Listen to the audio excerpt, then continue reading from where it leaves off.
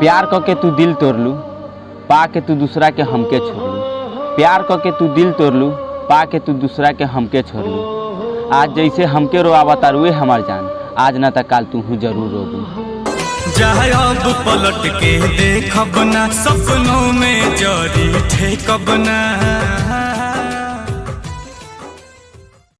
दिल लगा के देखा आ नइखे विश्वास तो आजमा के देखा, कि दिल लगा के देखा आ नइखे विश्वास तो आजमा के देखा। आए के रे जा हम तो तोहरे है, हम तो तोहरे है आ नइखे विश्वास तो जहर पिला के देखा।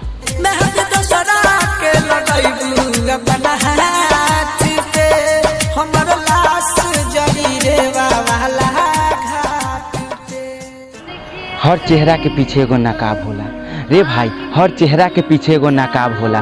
जोन बाहर से अच्छा दिखेला ना, अब बहिन चोत के वो अंदर से उतने खराब होला।